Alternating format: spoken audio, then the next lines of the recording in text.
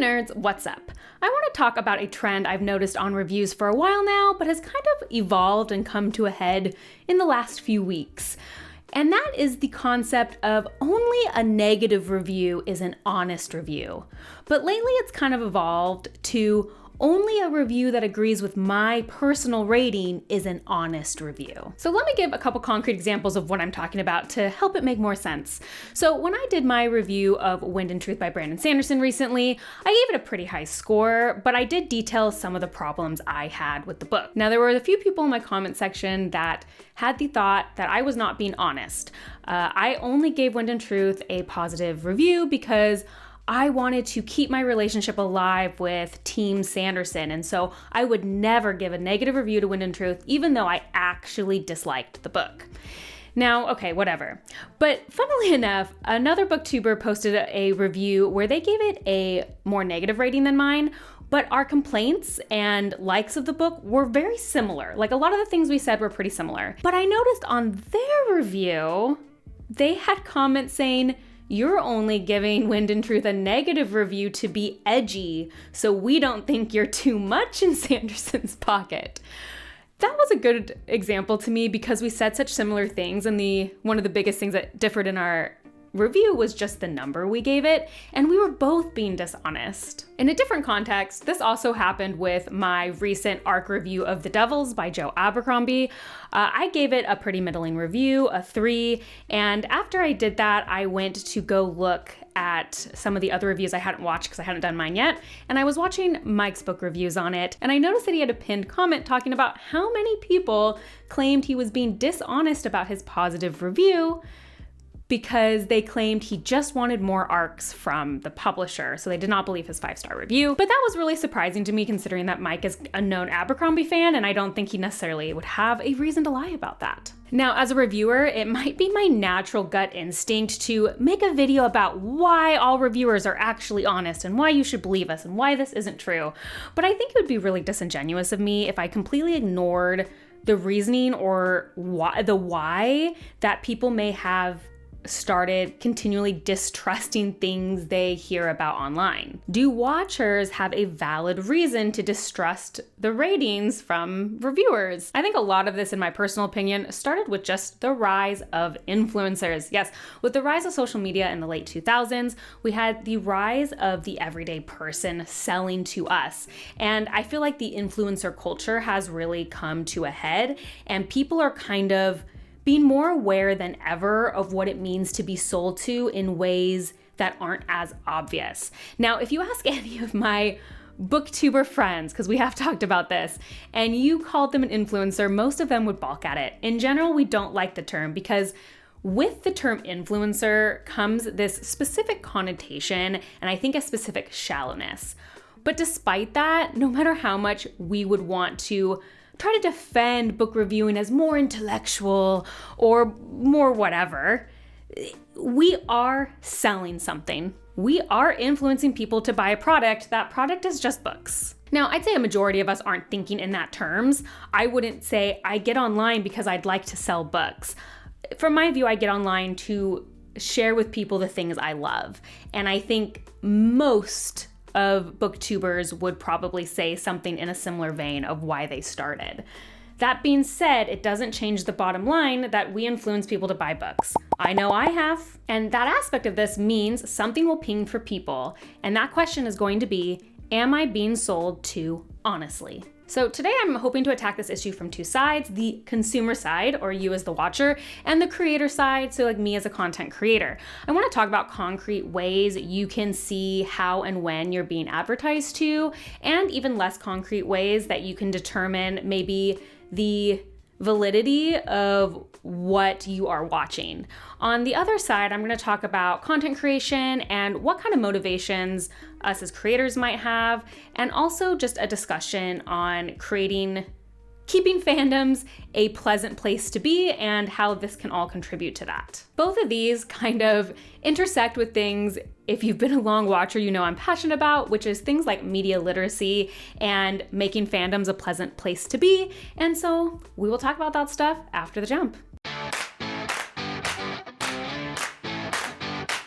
Let's start off with the most concrete tools in our kit to decide if I'm being sold to. With the rise of social media influencers, there have been a lot of laws put in to protect consumers to know that they are being sold to. Now, I'm going to mostly be talking about YouTube and Instagram because those are the platforms I use, but I'm sure there are similar defenses on Facebook and TikTok and other platforms of that kind. On YouTube, we are required to check a box if our video includes paid promotion. This is defined as content created for third parties in exchange for money, and also includes any time a brand is incorporated into the content, even if it's in a more subtle way. YouTube will then display a message at the top of the video for the first 10 seconds, and it will say includes paid promotion. Now, within the video itself, this may be very obvious. For example, I think I've only done 3 ad spots, but they have a solid break. It is very clear that it is an ad. And so even without that paid promotion, you would probably understand it was an ad. And many YouTube sponsors are presented that way across a variety of different types of YouTubers, not just booktubers.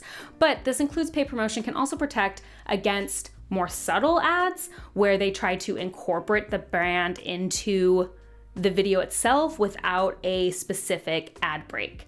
Now, you do have to be watching the video for that, but you can always look to it. If you're watching a video that feels a little addy, you could always go back to the beginning and see if that tag is there. I want to do a quick correction here because I actually tested this out, and it only works if you refresh the page or you navigate away and go back. It doesn't actually matter which point you are at the video. It just matters if it's the first 10 seconds you're viewing it kind of in a new session. Similarly, on Instagram, we have to use #ad if it's an ad post, and then you will also mark it as paid promotion. And this will appear under the user's handle on a post, and it will just list paid promotion. Now, obviously, these are great ways to know if something's a paid promotion, and if it's a paid promotion, someone is being paid to say nice things.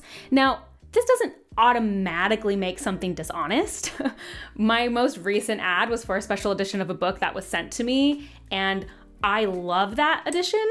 I have bought special editions like that on my own with my own money, so I don't feel dishonest when I'm doing that, but it is a paid promotion. I was sent that book, and so it's important that you can recognize that and decide for yourself whether or not you want to take that recommendation. Another way content creators might earn money is through Amazon affiliate links.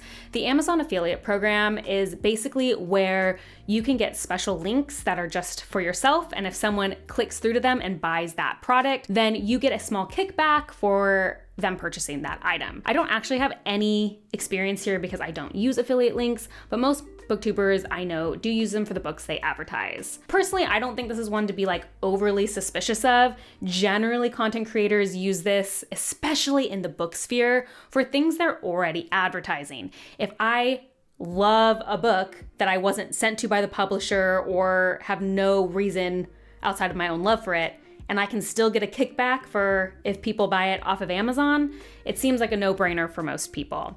So in my opinion, this isn't one to be like, oh, I'm overly being sold to. I think usually people use it in conjunction with things they're already planning on recommending. I think the one thing that become more dicey in this discussion is with the ARC, or the advanced reader copy.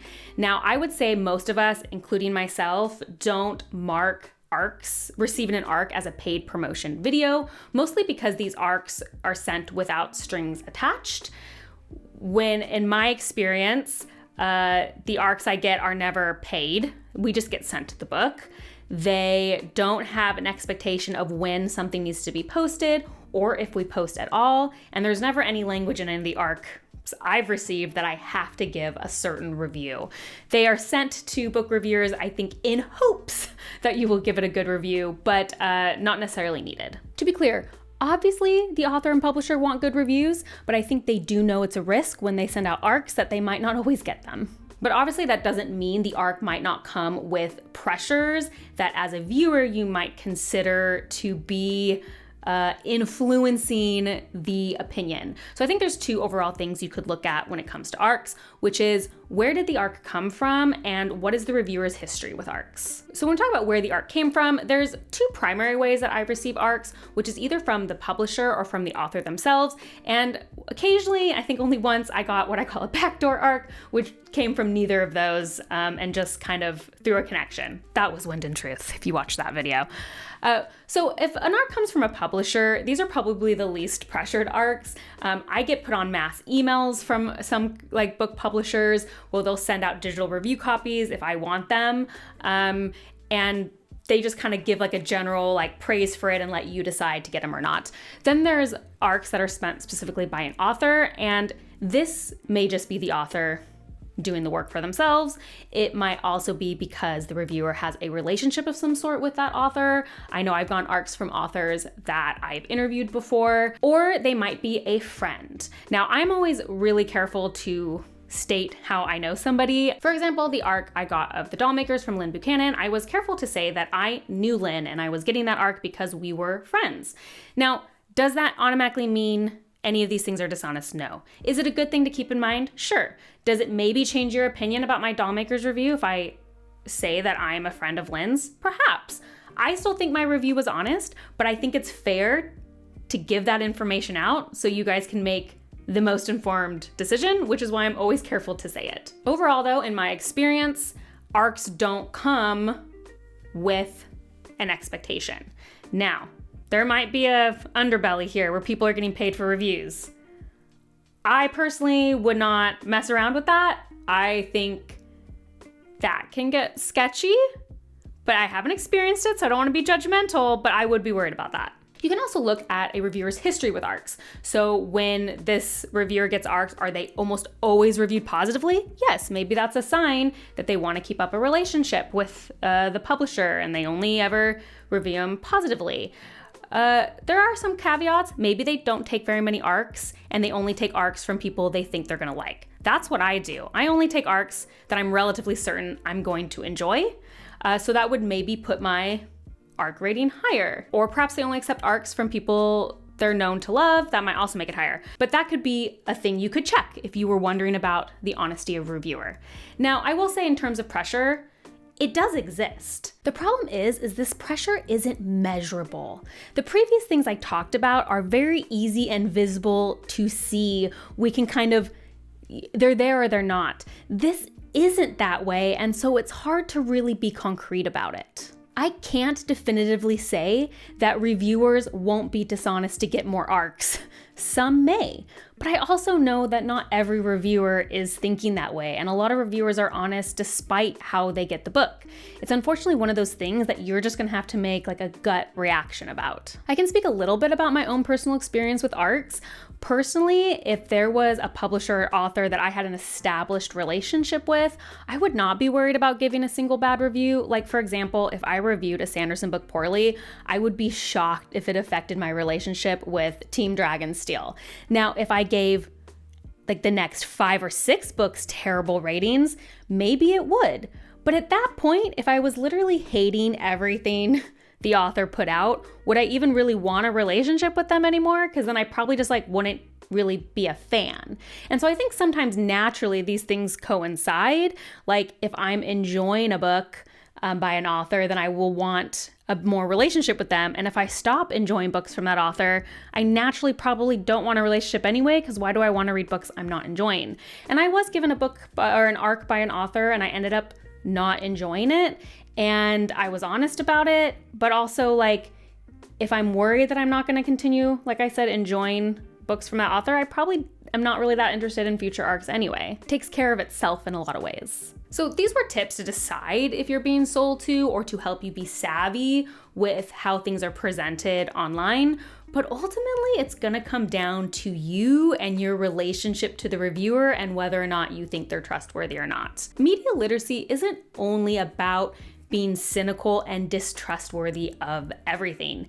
Media literacy is about using the tools you have to make an informed decision, and that doesn't always have to be negative. We are honestly advertised to all the time, and that's not always like a terrible thing. I have been advertised to and gotten stuff that I really loved because of it. Not just books, but like a vacuum cleaner. Like, right? We have to make decisions in our lives of what we're gonna eat, recipes we're gonna make, places we're gonna go and visit. And in general, a lot of that's gonna have to do with advertising. Now, I think there is a scale of trust, right? When someone you know recommends something, you feel like there's no strings attached. They're not getting anything from it. They're not gaining anything. So it feels more trustworthy. You just have to find a reviewer who feels that way for you. And that might end up being just your friends. But I'm sure there's also some people online you connect with. And again, it's just gonna be a personal decision. Maybe you find reviewers that you trust for some types of books, or they're really good at describing their likes and dislikes in a way that help you decide that even if they disliked a book, you know you don't have a problem with that. I think you just have to keep in mind that it would be very rare for you to find a reviewer who agreed with you on every single book take. And that's how we kind of transition into the creator side of things and how to be a good participant in a fandom or a good commenter. And on the creator side, there's just really two things I want to cover quickly. And the first is think before you comment. That's gonna sound rude, and I don't mean it that way. But if we're gonna comment about someone being dishonest, outside of physical proof, so let's say you have, hey, I know this reviewer accepted money for this review and they didn't disclose that. I know this reviewer is best friends with this author and they're pretending that they're not to make it seem more legit. Okay, if you have like proof like that, I can understand the motivation to post a comment kind of calling that out. But otherwise, when you're about to call a reviewer dishonest for their rating, if you just took a step back for a second and really examined why you thought that, what would be the answer? Because it might just be as simple as, this is a reviewer I love and I feel betrayed that we don't feel the same about this book. How could they love a book I dislike so much? And if that's the case, then what we're experiencing is disappointment. It's not actually that they're dishonest, it's just that you're disappointed that you don't feel the same. This isn't about having differing opinions. Differing opinions are great. This is about the decision on whether or not everyone has to think the exact same way as you. When it comes down to it, if you call someone dishonest, you are automatically putting them on defense of themselves. However, if you critique their review or talk about why you disliked a book they liked, then they will become defensive of the book itself. That is a huge difference. It might seem small, but it's huge. With one, we are now talking about ourselves as a creator. I'm not dishonest, this, proof. Whereas if we keep it to the review itself or the book, like, hey, I can't believe you liked this book because I disliked X, Y, and Z, and I thought that stuff wouldn't work for you. Now all of a sudden we're talking about the book, which is the whole point of fandom. And that's fun because I actually find great joy in discussing books with people, but I don't find a ton of great joy in defending myself. Do you see the difference there? Do you see how one is like fun and fandom related and one isn't? Related to this is just curating what you watch online. You have no requirement to watch negative reviews of things you love. I think there's like this rising sentiment that you have to be neutral about media you love, like you have to be objective about it. But why? What if you love a book and you want to just engage in spaces and reviews that love that book? This isn't like life or death.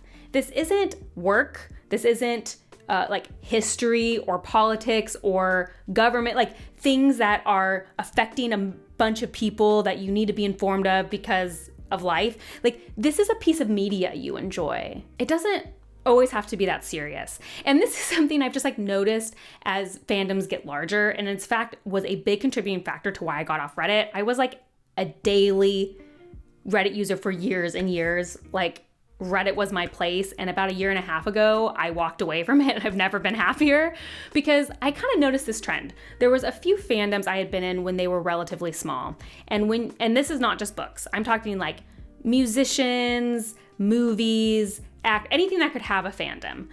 When that fandom is really small, it's more homogenous, and so everyone is like, this thing is amazing and I love everything about it and this thing is so great and it deserves all the awards. And then as that fandom gets bigger and bigger and bigger and bigger and more people, this thing gets interjected where it's like, you can't like everything the thing you're a fan of is.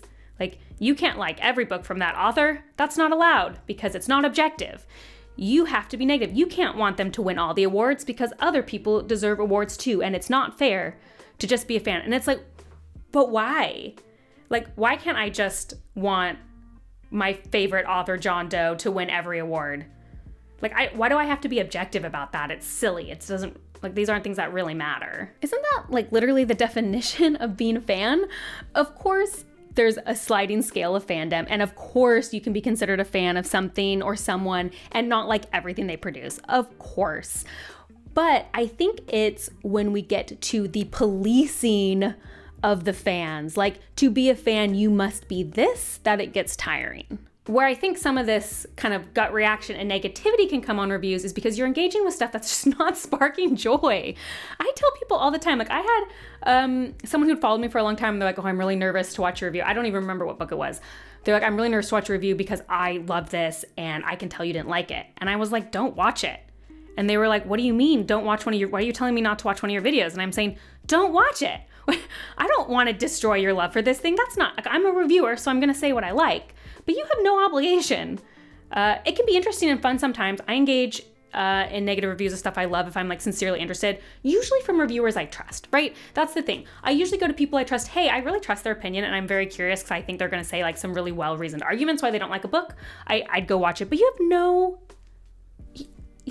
don't have to.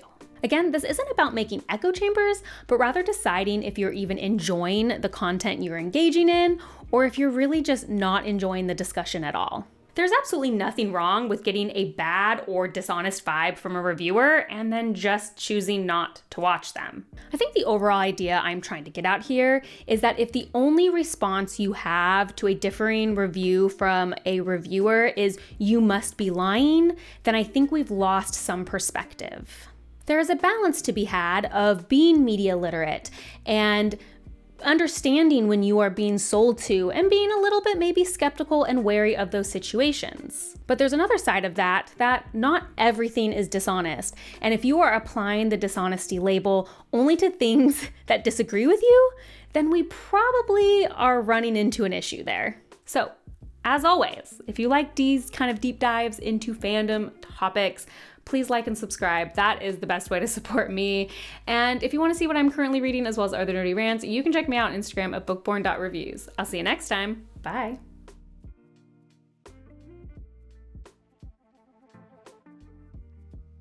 For the record, I went and just checked my last year. I did a average of my rating of all like regular books and an average of my rating of ARCs or books that were sent to me. So they might not have been advanced reader copies, but they were sent to me for free and then I read them, there was only 6 books last year. And my rating for the 6 books I was sent averaged a 3.75 and for my overall year a 3.9.